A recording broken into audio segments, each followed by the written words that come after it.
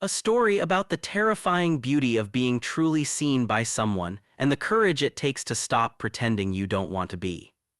The things we notice about people we're trying not to love. There is a particular kind of torture that only happens in shared spaces. It isn't the loud kind, not the roommate who blasts music at midnight or leaves dishes in the sink for days. That kind of torture at least gives you something to be angry about, something clean and simple to hold on to. No, the torture I'm talking about is quieter, more insidious. It lives in the corner of your eye. It happens in the pause between one breath and the next. It is the torture of noticing everything about someone you are desperately, methodically, unsuccessfully trying not to notice at all. My name is Elliot Vance. I was 24 years old when Marcus Webb moved into my apartment, and I want to be clear about something right from the start. I did not plan to fall in love with my roommate. That is possibly the least planned thing that has ever happened to me, and I am a person who color codes his calendar and pre-sorts his laundry into whites and darks on Sunday evenings. Planning is my love language. Control is my comfort. The idea that something as enormous and destabilizing as love could simply walk through your front door one Tuesday afternoon in September, carrying a box of dog-eared paperbacks and a second-hand floor lamp, is the kind of thing that, if you had told me about it before it happened, I would have smiled politely and found a reason to leave the conversation. And yet, Marcus Webb knocked on my door at 3:47 in the afternoon. I remember because I had been watching the clock, anxious about meeting the new roommate I'd found through a mutual friend of a friend, a person I knew virtually nothing about except that he was 26, worked in landscape architecture, and had been described by our mutual connection as honestly the most easygoing person alive. You'll love him. I opened the door and found a man who was tall in the way that seemed effortless, like height was simply something that had happened to him rather than something he'd grown into. He had warm brown skin that caught the September light, close-cropped natural hair, and eyes that were, and I say this as someone who does not typically think in poetic terms, genuinely the color of dark honey, amber at the edges and deep brown at the center. He was wearing a faded olive green t-shirt with a small tear near the collar, worn jeans, and he was holding a box that had the word BOOKS written on the side in thick black marker, and underneath that, in smaller letters, the words "Not heavy." I lied. He looked at me, he smiled, and it was one of those smiles that starts slow and then arrives all at once like sunrise, occupying his entire face. He said, "Hey, I'm Marcus. I can already tell this is going to be a great living situation." I said, "How can you tell?" He said, "Because you look like someone who actually returns texts, and I've lived with 3 people who didn't, and I cannot go through that again." I laughed. I didn't mean to. It came out of me before I had a chance to evaluate whether it was appropriate or strategic, which is how I knew, somewhere deep and unhelpful in my chest, that I was already in trouble. We settled into each other the way 2 careful people do, with consideration, with courtesy, with the elaborate performance of 2 strangers trying to communicate. I am safe, I am reasonable, I will not make your life difficult. Marcus was, as advertised, easygoing. He cooked elaborate meals on weekends and always made extra, leaving a plate in the fridge with a sticky note. He kept his half of the shared bathroom spotless. He played music through headphones unless he knew I was out. He was thoughtful in the specific, quiet way that people are when they've learned, somewhere, somehow, that their presence can be too much for certain spaces, and they've decided to make themselves careful. I noticed that. I noticed it in the way I noticed everything about Marcus, which is to say, constantly and with increasing despair. My own history with men was not a triumphant one. I had come out at 19, quietly, to my sister Priya first and then to my parents, who had received the information with the particular brand of loving confusion that means we support you and we have absolutely no idea what to do with this. I had dated 2 men in the year since, one in college who had been kind but distant, and one last year who had been warm and present but ultimately wanted different things, different futures, different versions of what love was supposed to look like. Both endings had been civil, reasonable, and quietly devastating in the way that civil, reasonable things often are. What I had not done in all that time was live with someone I was attracted to. What I had not understood until Marcus was exactly how much structural protection that had given me. Because here is what no one tells you about attraction: when you can go home and close your own door, you can manage it. You can contain it, schedule it, keep it in its lane.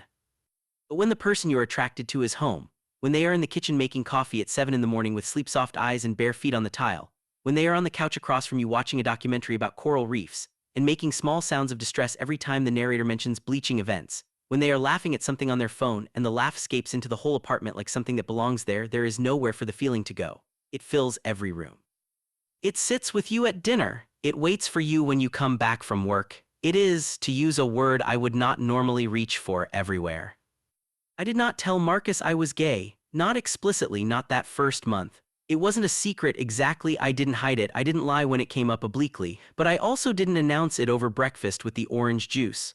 I was waiting, I told myself, for the natural moment, for context, for an opening that didn't feel like a confession.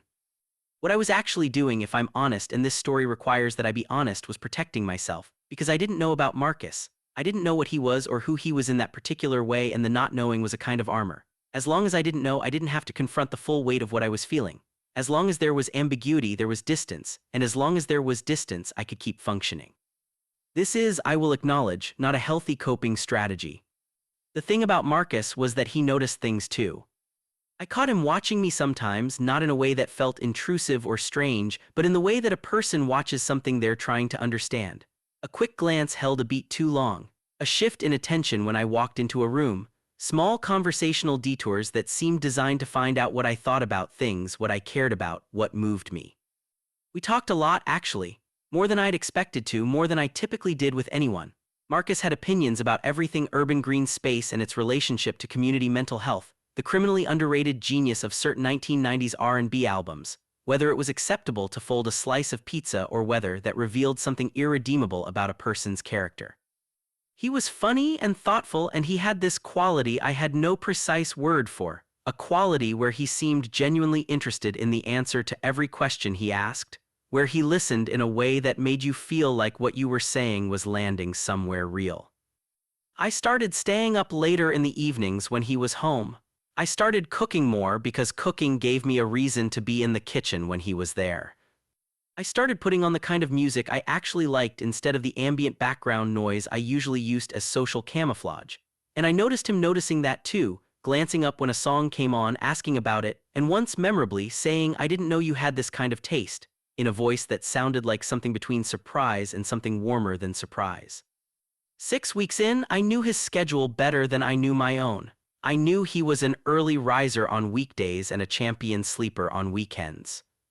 I knew he took his coffee strong and sweet, that he could not resist a good documentary, that he got quiet when he was thinking hard about something and loud when he was happy, that he had a habit of pressing his thumb to the inside of his wrist when he was anxious. A self-soothing gesture so small and private that I felt guilty every time I noticed it, as though I'd seen something I hadn't been meant to see. And yet I kept noticing. That was the problem. I could not stop noticing Marcus, and I could not figure out what, if anything, he was noticing back. It was a Thursday evening in late October when everything quietly, permanently shifted. I came home earlier than usual. A meeting had been canceled, my commute had been miraculously painless, and I was back at the apartment by 6:30 instead of the usual 8. I didn't text ahead because I had no reason to think I needed to. I let myself in, set my bag down in the entryway, and walked toward the kitchen intending to make tea and decompress from the day. What stopped me was sound. Not a disturbing sound, not a frightening one, just something unexpected coming from the direction of the living room. Music, but softer than Marcus usually played, and beneath it something quieter, something that made me pause at the edge of the hallway, suddenly very aware of the sound of my own breathing. I looked around the corner. Marcus was on the couch, and he was, I want to be precise here because precision matters, he was not doing anything outrageous. He was simply in a private moment that private moments require. He had not heard me come in. He was in his own world entirely, eyes half closed, and on the screen in front of him was, and here is the part that stopped my heart, not what I had initially assumed.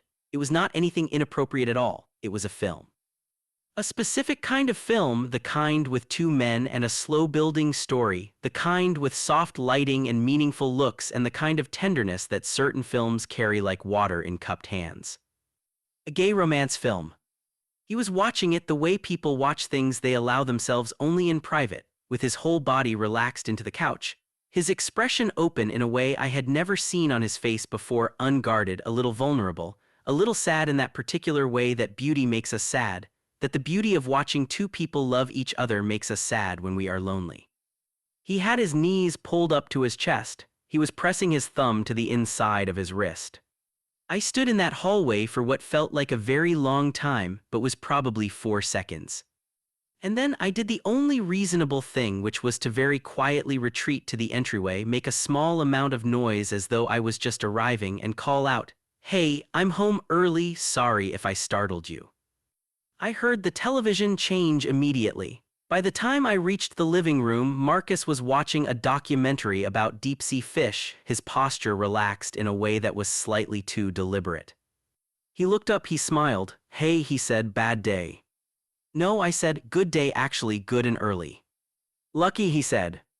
We talked about dinner. We talked about the fish documentary. We talked about his project at work, a public garden installation that was giving him trouble with the drainage design.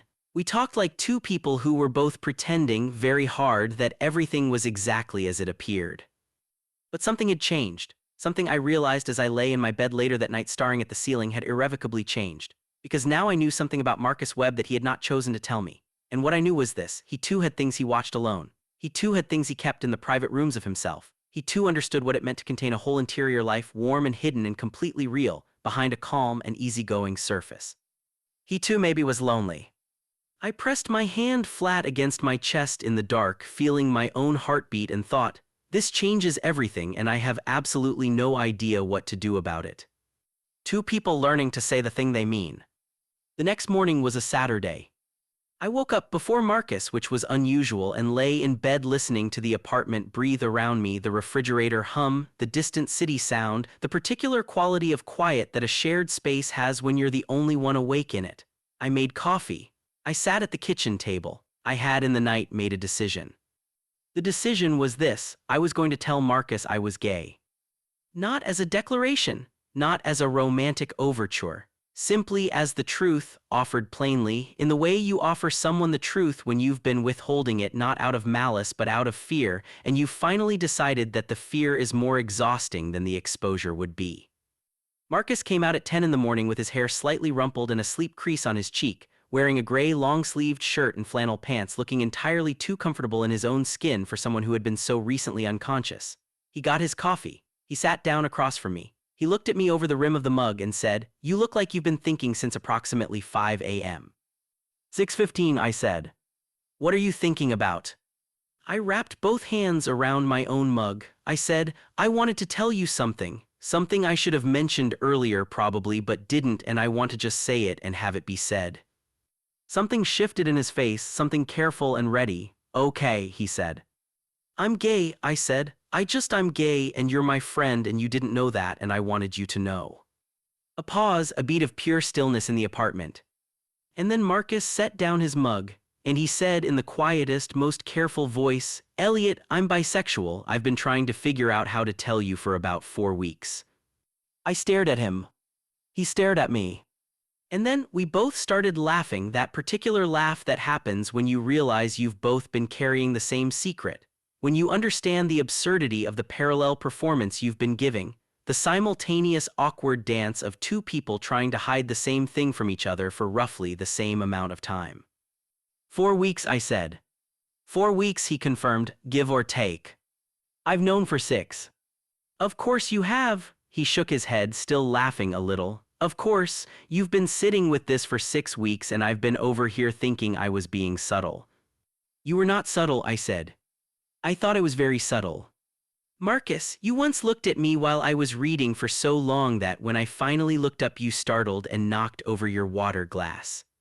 He covered his face with one hand. Oh, I remember that. I thought maybe you were falling asleep with your eyes open.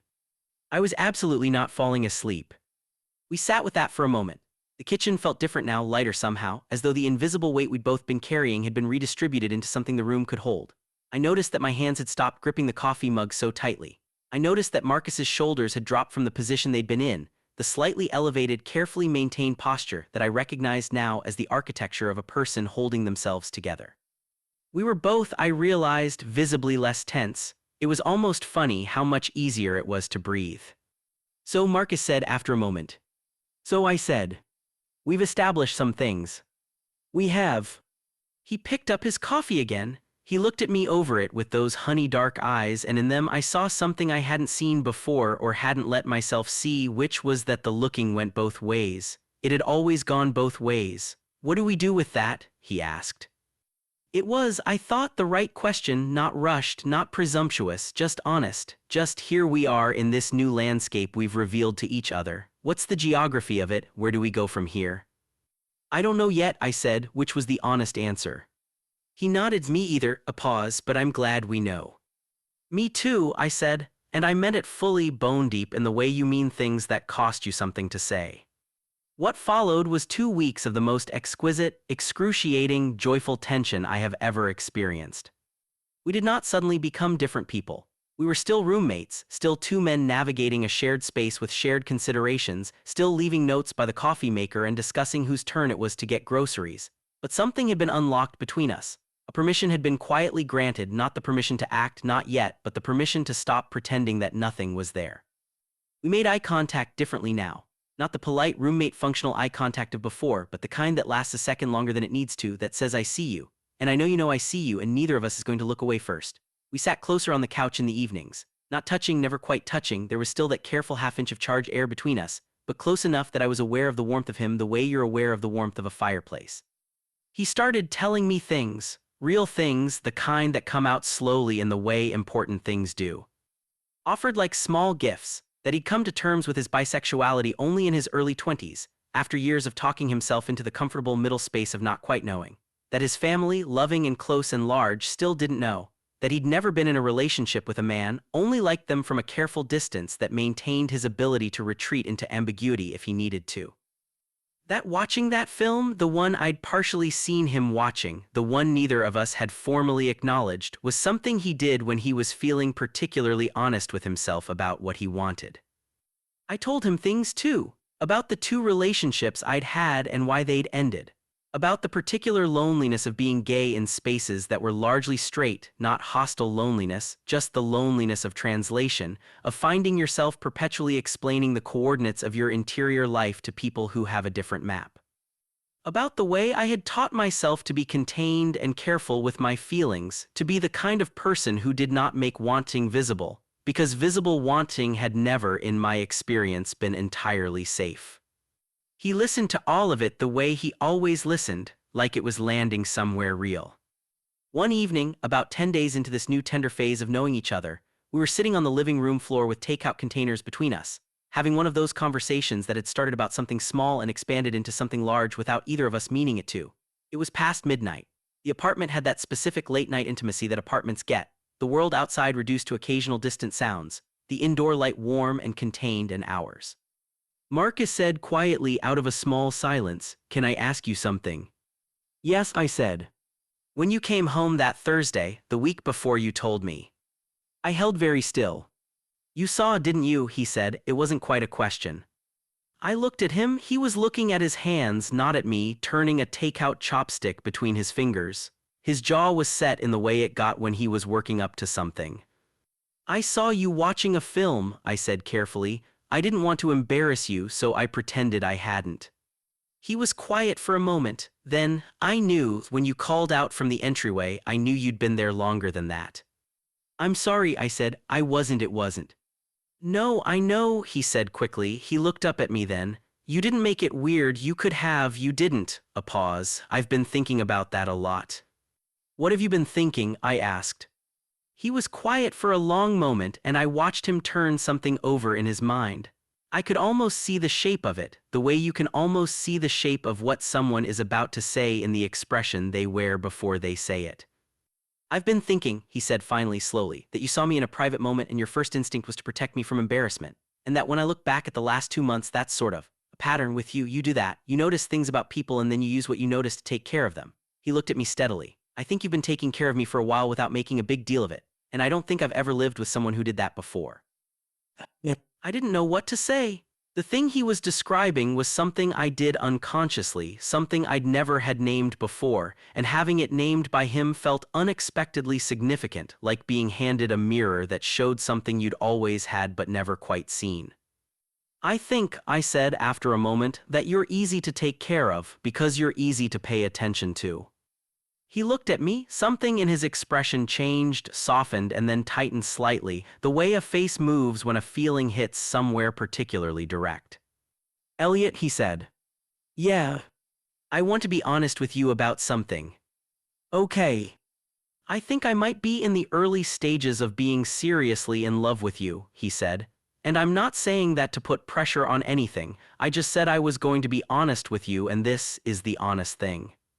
The apartment was very quiet. My heart was doing something significant and structural in my chest. Outside, a siren moved past 3 blocks over and faded. Marcus, I said. Yeah. I'm in the later stages, I said, just so you have accurate information. He laughed, a startled, genuine, wandering laugh, and leaned his head back against the couch behind us and said, "Oh, thank God," to the ceiling, with the feeling of someone who has been holding their breath for a very long time. But here is the thing about feelings and about people and about the particular kind of people that Marcus and I both were. The numbing of a feeling is not the same as knowing what to do with it. We'd been honest. We'd been brave with words, but we were also, both of us, people who had learned caution. People who have been through enough to know that things that feel certain can still fall apart, that tenderness makes you vulnerable in ways you can't always protect yourself from, that the space between "I think I might love you" and "so now what we do" is not a small one. And so we did not, that night, declare ourselves. We did not cross any lines that hadn't already been crossed. We talked for another hour, close and warm and honest, and then Marcus said he was tired, and I told me too, and we went to our separate rooms. And I lay in the dark again, but differently than before, not with the anxious, containing energy of someone trying to manage a feeling, but with the quiet, enormous feeling of someone who has been seen fully and completely, and found not wanting. It was, I thought, the best thing I had felt in a very long time. The last brave step. There is a particular courage required for the last step. Not the first step, the one where you admit the feeling to yourself, has its own terror, but at least it's private. Not the middle steps either, the ones where you tell another person what you feel, because by then you've committed enough that the momentum carries you. No, the hardest courage is for the last step, the one where you stop standing at the edge and actually let yourself fall forward, the one where you stop rehearsing the future and agree to live in it.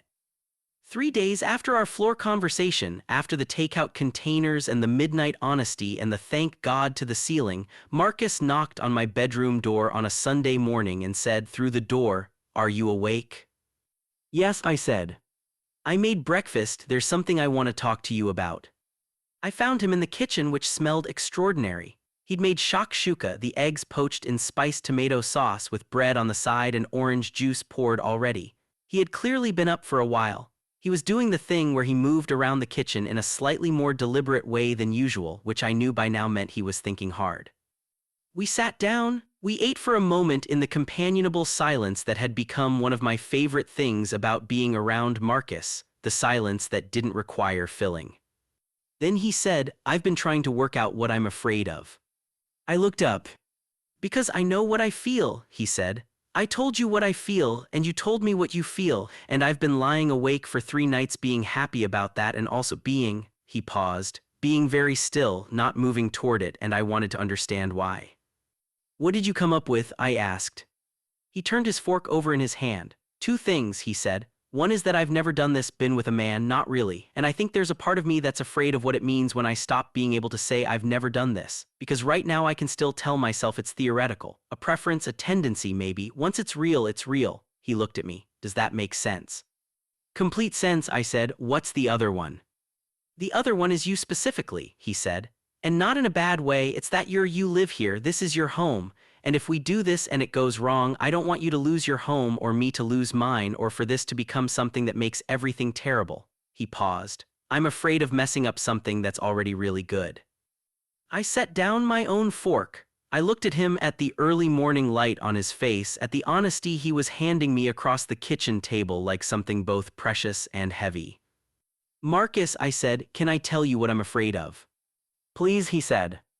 "I'm afraid," I said slowly, "of the version of my life where I don't do this, where I let the fear win because it's safer. I've done that before. I've chosen safe over real, and the thing I've noticed is that safe doesn't actually feel safe. It just feels absent. It feels like a room where nothing is at risk because nothing is fully there." I paused. "I don't want that, not with you. You've made this apartment feel like somewhere I actually live, and I stopped, gathered.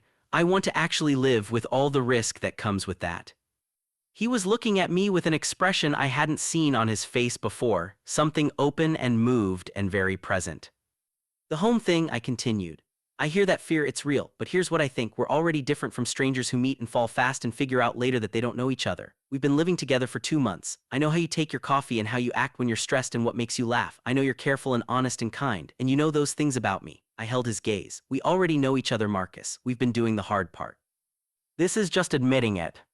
The morning light shifted slightly, a bird called outside, the shakshuka had gone a little cool. Marcus reached across the table. He set his hand over mine, just that, just his hand on mine, warm and steady, and he said, okay. Just that, just okay. And it was everything. We did not rush. I want to say that clearly because this story is not about the rush, it's about the arrival. We sat at that table for another hour after his hand found mine, talking the way you talk when you've stepped through a door and the room on the other side is bigger than you expected, and you want to take your time in it. We talked about what we wanted, practically and emotionally, with the kind of frank honesty that is possible when two people have already been vulnerable enough that pretense feels unnecessary. Marcus said that he wanted to go slowly, and I said that was exactly what I wanted too. Not because we doubted each other, but because what was between us deserved to be inhabited, not rushed through. We'd spent 2 months noticing each other from a careful distance. Now we could get closer and let the distance close at its own pace. He cooked for me that evening properly, one of his elaborate weekend meals though it was a Sunday, and we ate at the kitchen table with candles and music and the easy revelatory intimacy of two people who no longer have to pretend. He told me about growing up in Atlanta, the youngest of 3 brothers, in a house that was loud and warm and sports-obsessed, where his own quieter interior had sometimes been a mystery to himself. I told him about growing up in a smaller city, the only son in a family of women, mother, sister, 2 aunts who had collectively given me my love of books and my tendency to overthink things. We filled in each other's histories the way you do when you're building something together, laying in the foundation, making space for the other person's past alongside your own.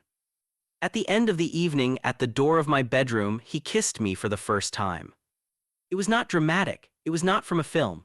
It was tentative and warm and then more certain, the way things become certain when you've been wanting them for a long time and finally let yourself have them.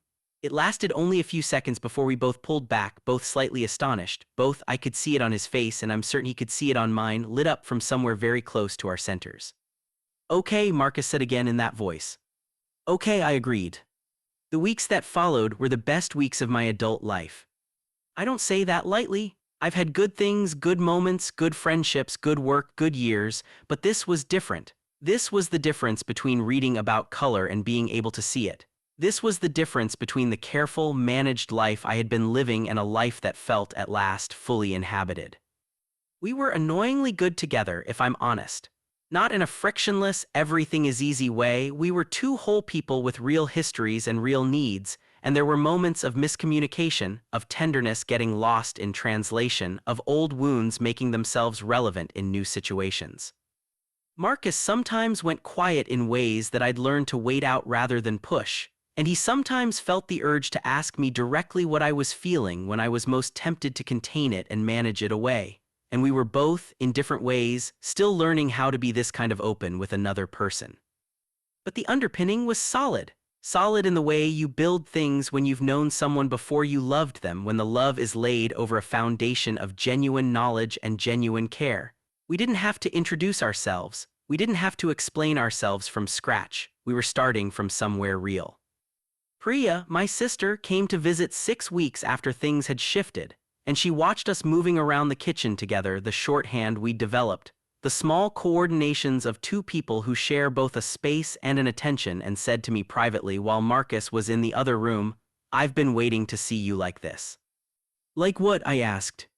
"Relaxed," she said. "You've always been so careful, Eli. You've always held yourself so tight, and right now you look like someone who's finally set something down."